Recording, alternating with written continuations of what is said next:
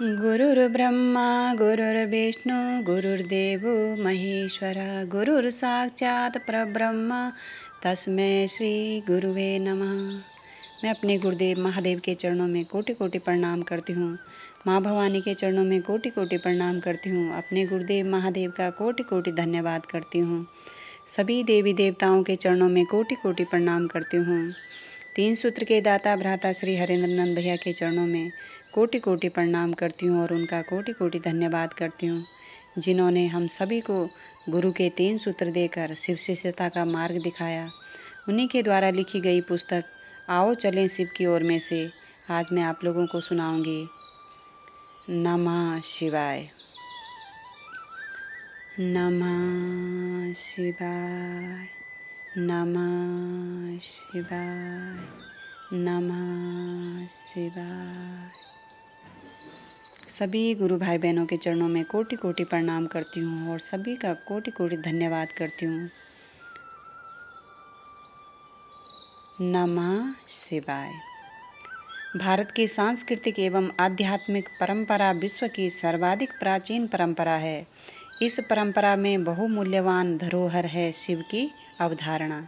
जिस सूक्ष्माति सूक्ष्म परम चैतन्य सत्ता को ब्रह्मा, आत्मा, रुद्र, ईश्वर आदि कहा गया है, उसे ही शिव की संज्ञा दी गई है। शिव को परम सत्ता कहा गया है। शिव समस्त विश्व ब्रह्मांड की उत्पत्ति के मूल कारण हैं। शिव अपनी शक्तियों से जाने जाते हैं।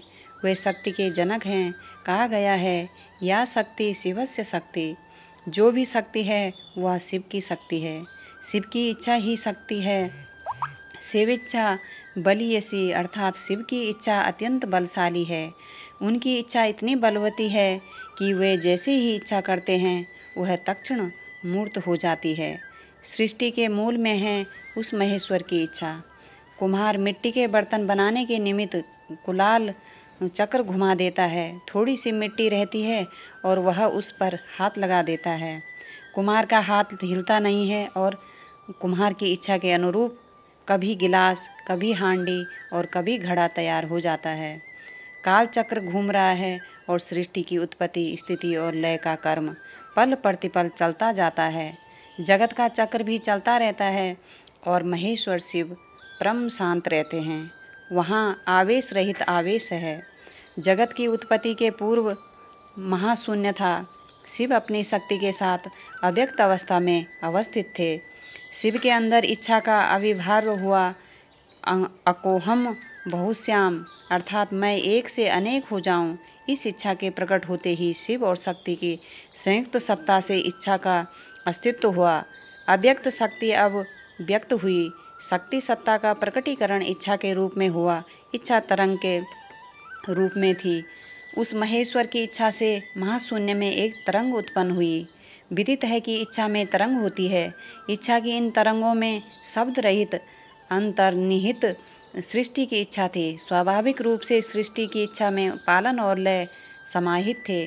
ध्वनि तरंगों से ओम जैसी ध्वनि प्रकट हुई। ओम में 3 अक्षर है, आ उ मा।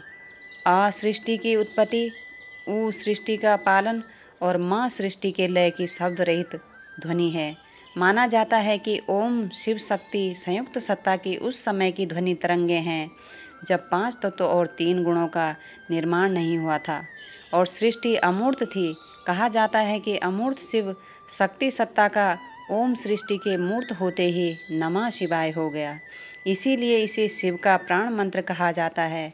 पंचाक्षर नमः शिवाय शिव के नृत्य और ओम में कोई भेद नहीं है। दक्षिण भारत के संत माणिकवा सागर का कथन है कि पंचाक्षर शिव के नृत्य में भी परिलक्षित होता है। उणमाई विलकम पुस्तक में पंचाक्षर के ध्यान की विधि का उल्लेख है। डमरू वाला हाथ, सा फैला हुआ हाथ, व अभयोदान देता हुआ हाथ, यह अग्नि वाला हाथ, ना और मुचलक को दबा रखने वाला पाँव माँ है। 5 अक्षर के अर्थ कर्मसा ईश्वर, शक्ति, आत्मा, तिरोभाव और मल है। यदि इन 5 सुंदर अक्षरों का ध्यान किया जाए तो आत्मा उस स्थान में गमन करती है जहाँ ना प्रकाश है और ना अंधकार। वहाँ शक्ति शिव में विलीन हो जाती है। श्री नल स्वामी पिल्लई ने कहा है कि पंचाक्षर ओम से भिन्न नहीं हो सकता। इसे इस तरह से समझा जा सकता है जैसे एक सब्जी बाजार के दूर से जब हम गुजरते हैं तो हो की ध्वनि कानों में पड़ती है।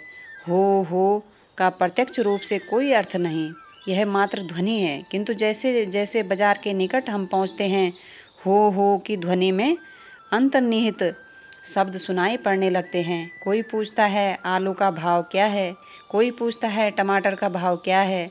ओम में शिव की एक से अनेक होने की इच्छा अर्थात अमूर्त से मूर्त होने की इच्छा का प्रकटीकरण होता है। शिव की इच्छा को आदि शक्ति कहा गया है।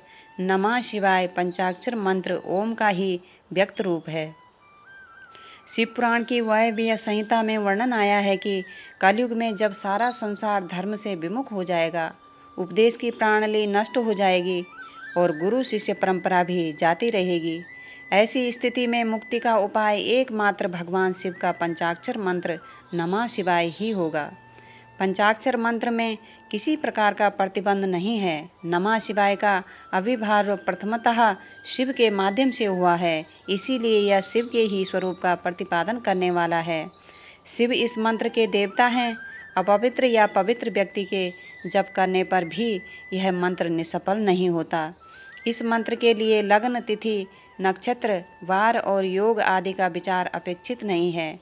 यह मंत्र कभी सुप्त नहीं होता, सदा जागृत ही रहता है। यह महामंत्र कभी किसी का शत्रु नहीं होता। पंचाक्षर मंत्र अजपा जप विधि से जब अनायास चलने लगता है और भवांतर्गत जपकर्ता में प्रवेश पा लेता है, तो जपकर्ता अपने संचित और क्रियामाण कर्मों के भोग की व्यवस्था को नष्ट कर देता है। मंत्र का अर्थ होता है जिसका मनन किया जाए, यानी मन जिसे बार बार दोहराए या मन जिसकी बार बार आवृत्ति ले। मंत्रों के जप की पूर्व काल से मुख्यतः 2 विधियां मानी गई है।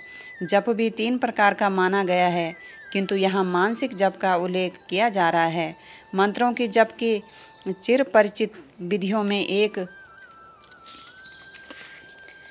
विधि अंकीय गणना पर आधारित है और दूसरी विधि अजपा जप है।